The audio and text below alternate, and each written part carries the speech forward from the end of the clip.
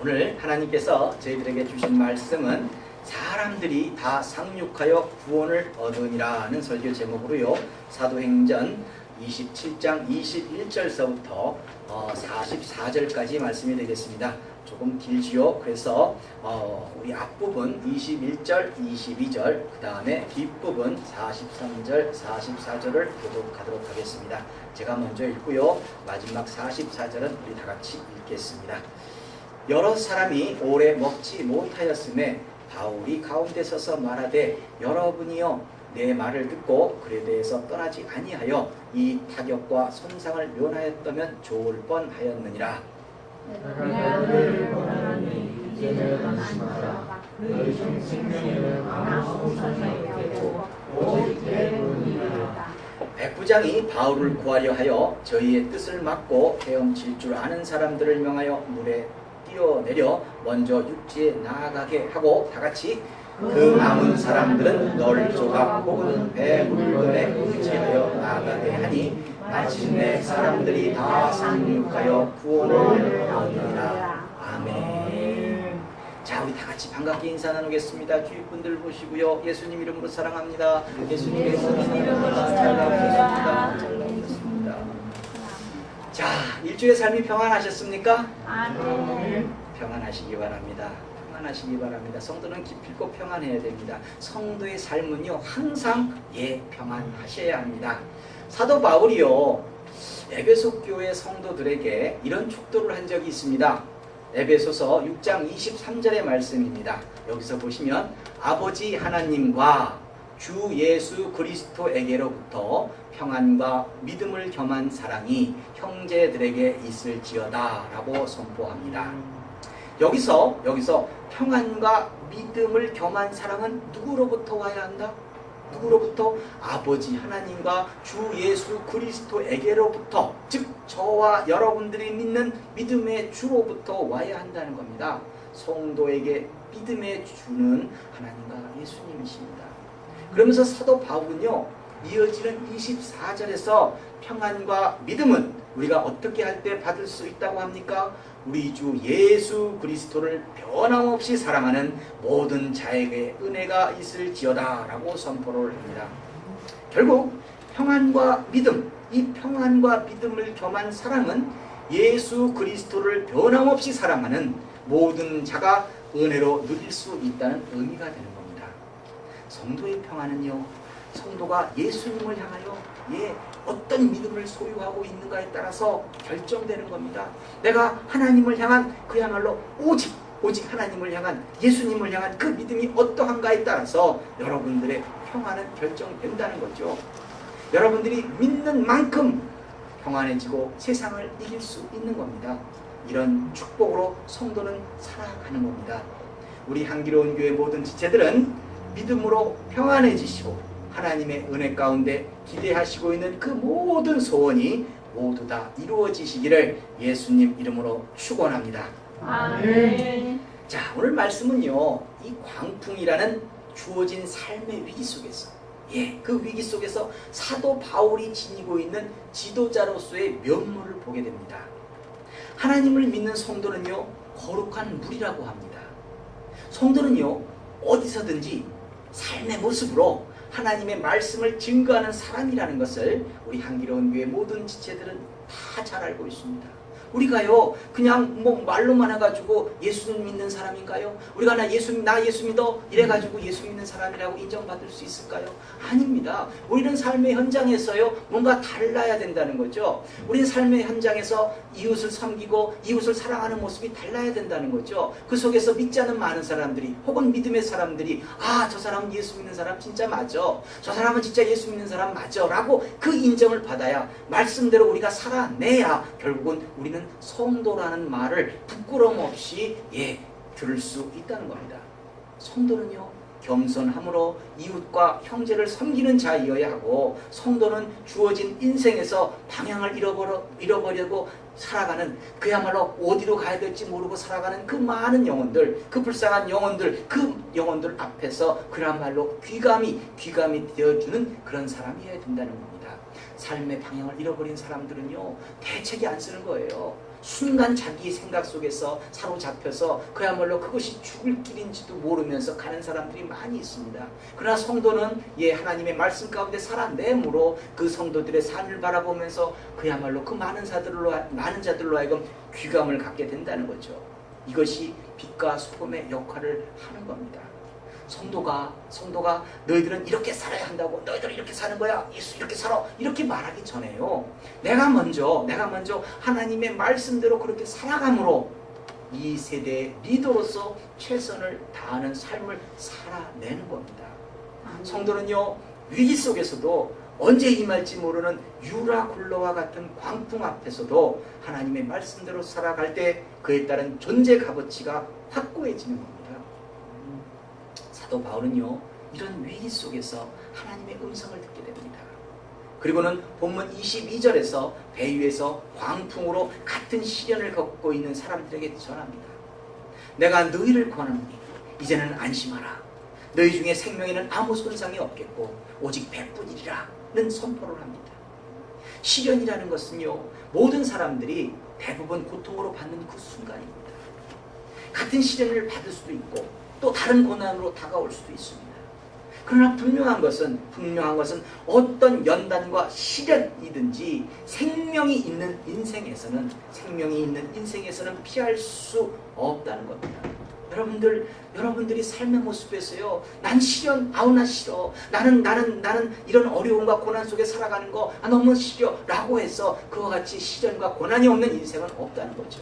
고난과 시련이 없는 인생이 없을진데 우리 성도라면 어떻습니까? 당연한 것으로 받아들여야 되지 않겠습니까? 시련과 역경을 통해서 하나님의 우리의 믿음을 테스트하고 우리에게 더욱더 값진 것을 주시려고 하는데, 우리는 그와 같은 원리를 깨닫고 뭔가 적극적으로 받아들인다면 우리는 다른 많은 사람들로 하여금 귀감이 되는 삶을 살아내는 것 아니겠습니까? 그렇습니다. 성도에게는 뭔가 똑같은 현상을 보더라도 달리 보는 능력이 있어야 되는 겁니다. 뭔가 달리 보는, 하나님의 음성대로 보는 그 영성이 그야말로 성장해야 되는 겁니다. 그런데 대부분의 사람들은 이 시련이 길어지게 되면 많은 사람들은 절망이라는 포기를 하게 됩니다. 그러나 하나님의 사람은 대다수의 사람들이 믿음이 없어서 쓰러질 때 정확한 하나님의 음성을 그 자리에서 듣는 겁니다. 사도 바울은요, 어젯밤 하나님의 사자가 나타나서 자신에게 이야기해주고 있습니다. 그렇죠. 본문 24절에서 보시면 바울아 두려워 말라. 내가 가이사 앞에 서야 하겠고 또 하나님께서 너와 함께 행선하는 자를 다 내게 주셨다 하였으니. 네, 그렇습니다. 어떻게 해야 된다? 풍랑 때문에 뱃속에 두려움을 떨고 있는 모든 사람들은 어떻게 해야 한다? 네, 본문 25절에서 그러므로 여러분들이여 안심하라. 바꿔 말하면 안심하라는 게 뭡니까? 평안하라는 거예요. 평안하라는 거죠. 그리고 나는 내게 말씀하신 그대로 되리라고 하나님을 믿노라. 누굴 믿는다고요? 하나님을 믿는다는 거죠. 결국 믿음이에요.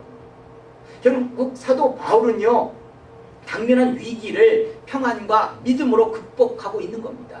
평안과 믿음으로 이 모든 문제를 해결받으라는 거죠. 그리고 본문 27절에서 보시면 이들이 열 나흘째 되는 날 밤에 우리가 아드리아 바다에 이리저리 쫓겨가더니 밤중쯤에 되어 사공들이 어느 육지에 가까워지는 줄을 짐작하고. 그렇죠. 네, 그러니까 어느 정도요, 이 풍랑 속에서 육지가 가까워졌다는 것을 뱃사람은 느낄 수 있었던 겁니다. 지금 사도 바울은 하나님의 음성을 듣는 가운데 이제는 안심해라, 평안해라는 거죠. 이제는 나는 하나님을 믿는다. 하나님이 이렇게 우리를 살리시겠다고 했기 때문에, 구원하시겠다고 했기 때문에 믿는다는 그 믿음 속에서 여러 날을 그야말로 고난 가운데 보내요. 그러다가 열 나흘쯤 되는 그 시점에서 결국은 육지에 가까워지는 걸 느끼게 되는 겁니다. 여기서부터가 참 중요한 거예요. 여러분들이 인생 가운데 고난을 받다가 뭔가 역경 속에서 참 어려움을 겪고 있다가 뭔가 지금 나아지려고 하는 그 순간, 뭔가 하나님의 그 축복이 가까워지는 순간, 대부분의 사람들이 여기서 잘못 판단하면 쓰러진다는 겁니다. 많은 사람들이요, 이 부분에 대해서 마지막 믿음의 테스트가 있다는 것을 대부분 사람들이 망각하고 그동안 고생했던 것이 두려웠기 때문에, 힘들었기 때문에 빨리 피하고자만 합니다. 이게 문제가 되는 겁니다. 대부분의 사람들이요, 고난의 것을 다른 말로 말하면 이 기대에 대한 열매가 가까이 오는 것을 감동으로 느낍니다. 여러분들 해가 뜨기 전에, 그야말로 찬란한 해가 뜨기 전, 바로 그 전에 인생에서 그 해가 바로 뜨기 전에 가장 어둡답니다. 아주 그 암흑 가운데 있다가 바로 해가 뜨는 거거든요. 근데 그 아주 암흑 가운데, 아주 고통 가운데, 더 이상 나는 방법이 없다고, 네 고통 가운데는, 이 연단 가운데는 내가 할 수 있는 길이 없다는 그 순간에 조금만 기다리면, 조금만 있으면 그야말로 빛이 나오는 거거든요. 근데 여기서 다 쓰러진다는 거죠.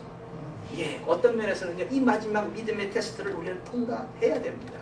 아브라함이요, 축복을 다 받았어요. 독자 이삭까지 나왔어요. 자, 그 다음에 하나님이 독자 이삭을 바치라는 그 음성에, 하나님의 음성에 어떻습니까? 믿음으로 모리아 산으로 올라갑니다. 그리고 독자 이삭을 내놓습니다. 그 순간 하나님은 네가 나를 경외하는 줄 이제야 알았나라 하고 그 믿음의 테스트를 통과한 다음에 축복을 받는 겁니다. 많은 사람들이 뭔가 조금 돼가는구나 싶으면서 방심을 해버려서 하나님이 예비하신 축복을 받아 누리지도 못하고 다시 한번 절망의 나락으로 떨어지는 경우가 너무나 많이 있습니다. 여러분들은 이 부분들을 생각해 보셔야 합니다. 자신의 지혜로 살아가는 사람들은요, 이때 자신의 임의로 뭔가 선택하고 움직이려고 합니다. 이제는 됐구나 하면서요. 당시 사공들은요, 당시 이 배 위에 있던 사공들은 바닷물이 옅어지는 것을 보고 자신들만 살겠다는 선택을 합니다.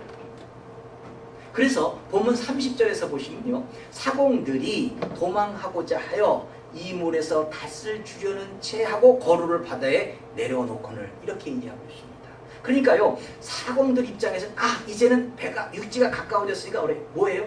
닷을 내리는 척하면서 이 거루는 이 거룻배예요. 그러니까 일종의 요즘으로 말하면 구명보트 같은 거겠죠. 자그마한 보트. 그래서 이 자그마한 보트를 내려가지고는 276명이 다 탈 수는 없지 않습니까? 그러니까 자신들만 이제는 바다가 잠잠해졌고 육지가 가까워졌으니까 자신들만 조그만 배에 타가지고 이제 살아나자. 뭐 이런 마음을 가지고 피하려고 했던 겁니다. 이것을 사도 바울이 봅니다. 그리고 그들이 더 이상 위험에 처하지 못하도록 백부장에 말합니다. 이때 백부장은 본문 32절에서 이에 군사들이 거룻줄을 끊어 배를 떼어버리는 겁니다. 뭐든지 여러분들에게 뭔가 미련이 남는 모든 그 문제들을 다 끄집어 내려버리는 겁니다. 베어버리는 겁니다. 물론 지금 사도 바울의 입장에서 그들이 거룻배를 타고 가서 살아날 수 있다는 것이 있다면 아마 내버려 뒀겠지요. 하지만 그들이 거룻배를 타고 자기들만 살겠다고 했을 때 바다의 풍랑 가운데 어떻게 될지 모르는 거거든요. 사도 바울과 함께 있어야 그 모든 사람들이 다 같이 구원을 받을 수 있고 생명을 건질 수 있기 때문에 사도 바울의 입장에서는 그 영혼이라도, 그 한 영혼이라도 불쌍히 여기 있어서 여기기 때문에 그야말로 말린 겁니다. 결국은 구원은, 이렇게 보면 구원은 여러분들이 소원을 이루는 것은요, 믿음이 문제인 겁니다. 믿음. 선원들은 하나님의 사자를 통해서 이 듣게 하신 구원의 메시지, 물론 사도 바울을 통해서 말씀하신 부분이겠지만 이 구원의 메시지를 믿지를 못하기 때문에 거루를 내려서 도망하고자 한 겁니다. 여러분들, 우리가 항상 믿음 때문에 여러분들의 축복을 받지 못하는 거예요. 그래도 이들은요, 어떻게 보면 현실을 피하려는 시도를 하다가 제지를 당해서 어떤 면에서는 다행입니다만 성도가 위기 앞에서 항상 쓰러지고 있는 모습을 아주 그대로 연출하고 있어요. 우리도 뭔가 하나님의 그 축복이 임박하는 그 순간에 나도 모르게 방심하고 나도 모르게 뭔가 잘못된 나의 선택을 통해서 하나님의 축복을 받지 못하는 경우는 있지 않았습니까? 성도는요, 이런 부분에서 아주 민감하게 생각을 해야 합니다. 사도 바울이 하나님의 음성을 들을 때 여러분들 뭔가 룰루랄라 하면서 들었겠어요? 폭풍이 치는 그 과정 속에서 이 배 밑바닥에서 사도 바울은 잠을 자고 있었을까요? 아니에요. 사도 바울은요, 그 시간에도, 그 폭풍이 치는 그 시간에도 하나님을 향하여 기도를 했고 구원하기를 기다렸다는 거죠. 그렇죠? 그 기도하는 과정 속에서 들은 하나님의 음성입니다. 여러분들도 여러분들이 소원이 있을 때 여러분들 기도하지요. 그 기도 가운데 하나님이 축복하시겠다는 그 약속의 믿음이 키워져 나가야 여러분들의 소원을 이루는 겁니다. 근데 믿지를 못해요. 믿지를 못하니까 내 세상, 내 방법이 생기는 거고 그 길로 따라가려는 겁니다. 믿지를 못해서요, 끝내는 열매를 누리지 못하는 많은 사람들이 있습니다. 고난 가운데 그 끝이 보일수록 성도는 하나님과의 교제를 이어나가야 합니다. 피하는 것이 아니라 거기서 끝을 봐야 한다는 거죠. 사도 바울은요, 거기서 풍랑이 잠잠해지면서 구원의 여명이 보일 때, 우리가 기대하고 있었던 소원이 이루어지려고 할 때 같은 맥락이겠죠. 그렇죠? 그곳에서 배 위에서 떡을 나누고 제사를 지냅니다. 본문 35절의 말씀을 보시면 떡을 가져다가 모든 사람 앞에서 하나님께 축사하고 떡을 떼어 먹기를 시작하매. 아멘. 이처럼요, 뭔가 우리가 축복받을 때가 가까울수록 하나님의 관계가 중요하다는 겁니다. 제사가 중요하고 기도가 중요한 겁니다. 지금까지 해왔던 그 삶의 모습, 지금까지 하나님을 섬겼던 그 믿음의 모습이 계속 이어져야 한다는 거죠. 성도에게는요, 이 자신에게 당면한 광풍 앞에서 할 수 있는 일은 제사의 모습을 회복하고 기도함으로 말씀대로 살아내므로 초심을 잃지 말아야 합니다. 그리고 난 다음 구원받을 성도는, 광풍 앞에서 문제를 해결받을 성도는 어제와 다름없이 오늘도 눈물로 씨를 뿌려야 한다는 거죠. 그리고 이것이 이들이 이렇게 떡을 먹고 나면서 떡을 나눠 먹고서 다음 때를, 그 다음에 문제를 해결해 주실 때를 막연히 기다렸던 게 아닙니다. 배 위에 있었던 이 사공들, 배 위에 있었던 276명이라는 사람들이 그냥 떡을 떼고 배불르게 먹고 끝낸 게 아니에요. 뭔가 했다는 거죠. 배 안에 있던 276명은 본문 38절에서 하나님께 제사를 지낸 후에 배부르게 먹고 밀을 바다에 버려 배를 가볍게 하였더니, 아멘. 이들은요, 어제와 같이 해야 할 일을 했던 겁니다. 지금 바다가 얕아지고 있다는 것을 이들은 알고 있습니다. 결국 육지가 가까이에 있다는 겁니다. 구원의 소망이 이루어질 때가 가까워지고 있습니다. 그러나 반면에 암초에 좌초될 위험이 다가오고 있다는 거죠. 이때 이들은요, 잠잠히 있는 것이 아니라 배 밑에 있었던 밀을 버렸던 겁니다. 배가 가벼워지게 되면 그만큼 바다 밑에 있는 이 암초에 걸리지 않고 해안에 더 가까이 갈 수가 있습니다. 육지에 더 가까이 가서 배가 파손되게 되면 그만큼 수영하는 그 수영으로 육지에 도달할 거리가 짧아지게 되니까, 그래야 결국은 살아날 확률이 높다는 것 아니겠습니까? 그렇습니다. 하나님의 음성을 들은 자들이, 난 하나님의 음성을 들었기 때문에 팔짱을 끼는 게 아니에요. 평상시와 같은 하나님의 관계를 유지하면서 평상시 내가 할 수 있는 최선의 것을 하는 겁니다. 내가 최선의 것을 할 때 하나님께서는 결국 그것을 통해서 역사하시는 겁니다.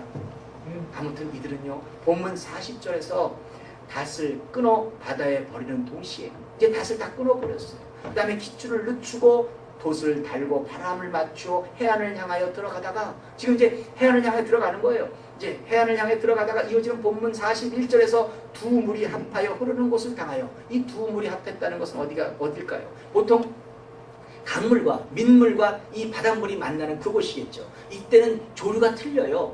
물의 방향이 틀려지는 거죠. 그때쯤 거기서 배를 걸매, 이 배를 걸매가 뭐예요? 배가 암초에 걸림에 이 물은 부딪혀 움직일 수 없이 붙고 고물은 그 큰 물결에 깨어져 가니, 물결 속에서, 다른 말로 말하면 이제 배가 부서지기 시작하는 겁니다. 거기서 마지막으로 사도 바울의 일행은 위기에 처하게 됩니다. 여러분들의 인생의 삶 속에서 마지막으로 이제는 하나님의 축복이 다 왔다 하는 그 순간에 위기가 온다는 거죠. 그 위기가 온다는 걸 여러분들은 알고서 미리 기도하심으로 준비를 하시라는 거죠. 미리 믿음을 키워나가심으로 준비를 하라고 말씀드리는 겁니다. 본문 42절에 보시면요, 군사들이 죄수가 헤엄쳐서 도망갈까 하여 저희를 죽이는 것이 좋다 하였으나, 이제 백부장한테 얘기하는 거예요.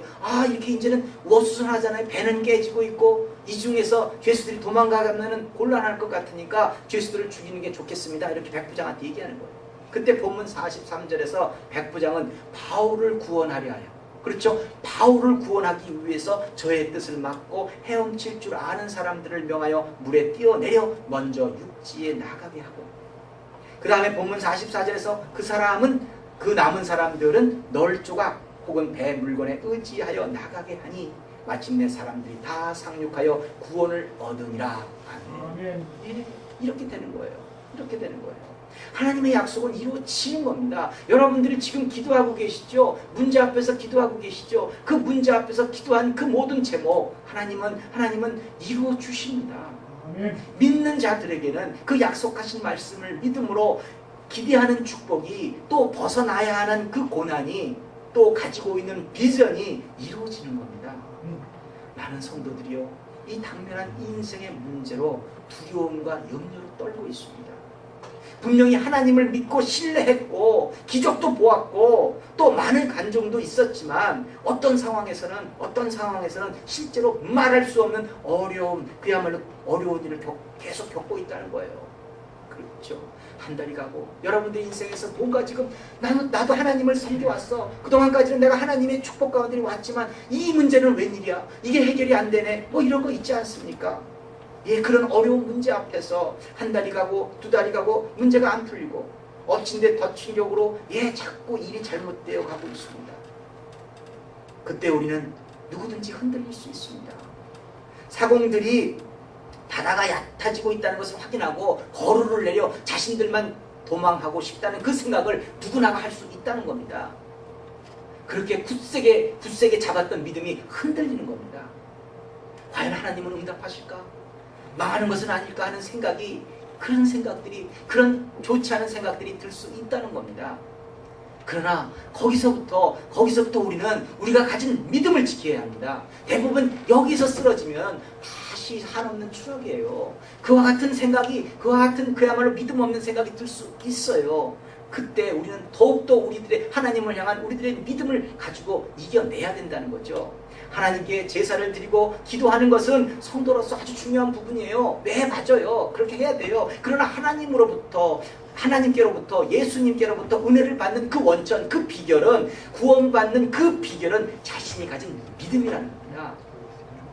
그동안 제사를 드리고 찬양을 드리고 경배를 했어도 우리에게 믿음이 없으면 하나님이 예비하신 그 은혜를 받을 수가 없습니다. 이런 사례가 예수님이 그 소경 바디메오를 고치시는 그 장면에 있어요.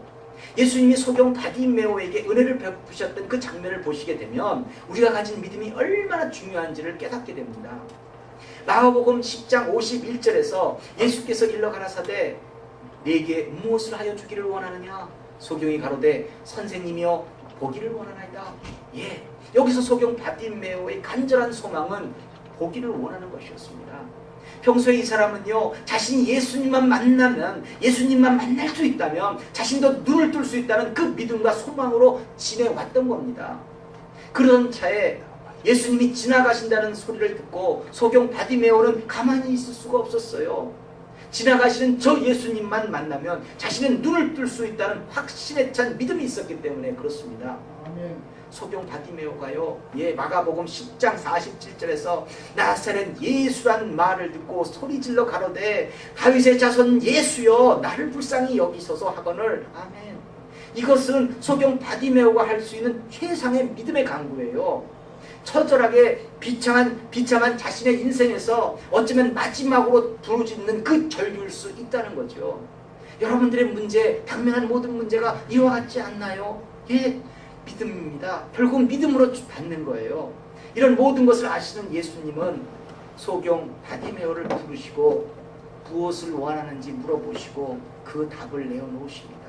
마가복음 10장 52절에서 예수께서 이르시되 가라 내 믿음이 너를 구원하였느니라 하시니 저가 곧 보게 되어 예수를 길에서 쫓으니라. 아멘이에요. 무엇이요? 믿음이 나의 문제를 해결하는 겁니다. 믿음이 나가 가지고 있는 모든 문제를 해결하는 겁니다. 구원은요, 소원하는 기도 제목은요, 무엇인가 하나님의 그 능력이 임해서 이루어지는 것이 아니에요. 뭔가 하는 문이 열리고 뻥 하서 뭐 능력이 나타나는 게 아니라는 거죠. 약속하신 그 하나님의 말씀을 내가 얼마나 믿는가에 따라 열매로 다가오는 겁니다. 믿음이 중요한 겁니다. 믿음이 중요한 겁니다. 내가 가진 믿음이 역사하는 겁니다. 내가 병이 날 수 없다고 한다면 못 낫는 거예요. 남들이 이 병은 안 된다고 할 때 내가 남들이 하는 얘기를 그냥 믿어버리면 안 되는 거예요. 하지만 내가 믿는 하나님은 절대 기사와 표적 가운데 이 문제를 해결해 주실 것이라는 그 믿음 속에서 여러분들의 문제를 해결받고 여러분들의 건강은 회복되는 겁니다. 1절에도 말씀드렸습니다만 욥을 사단이 이게 내어주는 욥을 사단이 주는 그 고난에 내어주신 그 하나님의 뜻. 욥이 그야말로 하나님의 말씀 가운데 잘 살아온 사람이잖아요. 그렇죠? 욥을 하나님은 믿고 계셨다는 것 아니겠습니까? 하나님이 욥을 향한 그 평가는 욥기 1장 8절에서 뭐라고 하셨냐면요. 하나님은 욥을 이렇게 평가하셨습니다. 그와 같이 순전하고 정직하여 하나님을 경외하며 악에서 떠난 자가 세상에 없느니라. 이렇게 욥을 인정해 주셨습니다. 그럼에도 사단은요, 뭐라고 얘기하냐면 욥이 하나님을 경외하는 이유가 따로 있다는 거예요. 아이고, 하나님 이렇게 축복해 주시고 뭐 없는 거 없이 다 잘 살고 있는데 당연히 하나님을 경외하는 거 맞지요. 근데 이것들을 다 제해 보세요. 이 욥이 하나님을 욕하고 떠날 겁니다 라고 얘기를 했던 거죠. 하나님은 이때 욥은 절대 그렇지 않을 것이다라는 그 믿음으로 사단에게 내어주셨던 거예요. 내 종 욥은 네가 아무리 까불어도 욥 절대 흔들리지 않아. 이런 확신을 가지셨기 때문에, 하나님이 욥에 대한 확신이 있었기 때문에 욥이 고난을 받는 거예요. 사단아, 네가 아무리 나의 신실한 종 욥을 흔들어도 욥은 절대 배신하지 않을 것이라는 욥을 향한 그 하나님의 믿음 때문에 욥은 영문도 모르는 고난에 빠지게 됩니다. 지금 저와 여러분들에게 무엇인가 막힌 것이 있다면 하나님은 우리를 믿고 계시다는 증거가 되는 것 아니겠습니까? 뭔가 여러분들 어려운 고난 가운데 있다고 한다면, 사단이 여러분들을 흔들고 있다고 한다면 하나님이 여러분들을 믿으시기 때문에 내어주신 것 아니겠습니까? 이걸 생각해 보시라는 거죠. 하나님이 여러분들을 믿으시기 때문에 이렇게 아픔의 고통, 질병의 고통, 내지는 모든 삶에서의 문제가 있다는 거죠. 하나님은 여러분들을 믿으시기 때문에 극복할 수 있다는 그 믿음을 가지고 계시는데, 왜 여러분들은 하나님이 축복하신다는 것을 믿지 못하시냐는 거죠. 그렇죠. 하나님은 여러분들을 축복하십니다. 하나님은 여러분들을 믿고 계시는데 왜 우리는 어떻게 하면 도망할 수 있는지에 대해서 왜 생각을 골몰하고 있냐는 겁니다. 하나님이 여러분들을 믿는 만큼, 하나님이 여러분들을 믿고 있는 만큼 저와 여러분들은 하나님을 조금 더 믿어주시면 안 되겠습니까? 그것만이 여러분들의 문제를 해결받는 힘이 되는 겁니다. 이런 믿음이 저와 여러분들이 기대하는 소원을 이루는 계기가 되는 겁니다. 하나님은 여러분들을 믿으시는데, 하나님은 저와 여러분들을 믿으시는데 왜 우리는 그걸 믿지 못할까요? 이게 문제라는 거죠. 믿음은 여러분들의 모든 문제를 해결합니다. 요즘 우리들의 고국 대한민국에서는요, 대선이라는 것을 통해서 다음 5년을 일할 대통령을 선출하는 선거를 치루었습니다. 우여곡절 속에서 안정과 변화라는 기대를 가지고 있었던 이 50대의 표심이 아마도 이 박근혜 후보를 선택했나 봅니다.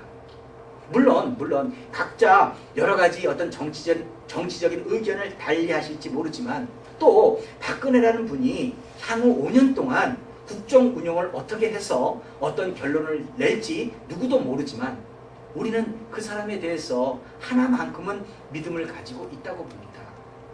이 믿음은 약속한 것은 나름대로 지킬 것이라는 기대입니다. 이런 믿음을 갖게 된 것은, 이런 믿음을 갖게 된 이유는 국가행정부를 세종시로 이전하는 문제에서 나타났습니다. 물론 세종시로 국가행정부가 옮겨진다는 것은요, 여러 가지로 약간의 문제가 있습니다. 노무현 대통령이 당시에 자신이 그 충청권의 표를 얻고자 그야말로 거기다 그냥 하나 던진 거예요. 여러 가지 어떤 그런 그 문제나 여러 가지 걸 좀 검토해서 어떤 정책을 제시한 것이 아니라, 다급해지니까 국가 모든 행정 부서를 세종시로 옮기겠다 해가지고 표를 얻었거든요. 근데 사실 그 문제가 현실적이지 못한 거죠.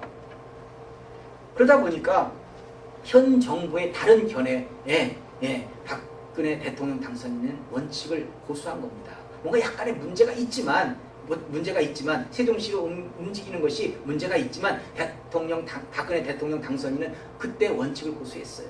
국민과의 약속은 약속이라는 겁니다. 국민과의 약속은 약속이라는 거죠. 이런 신뢰와 믿음이 있었던 거죠. 그런 혼란한 와중 속에서 어떤 기자가 묻습니다. 다른 사람들이 말하기를 박근혜 의원님의 생각은 너무나 고집불통이고 제왕적인 견해라고 하는데 어떻게 생각하십니까? 이렇게 물었습니다. 그 기자의 물음에 당시 박근혜 의원은 입을 잠시 탁 다물다가요 다시 꺼낸 말이 국민과의 약속과 신뢰를 지키겠다는 것이 제왕적이라고 한다면 저는 제왕적이라는 말을 100번이라도 듣겠습니다. 이렇게 얘기를 해요. 참 대단하지 않습니까? 네.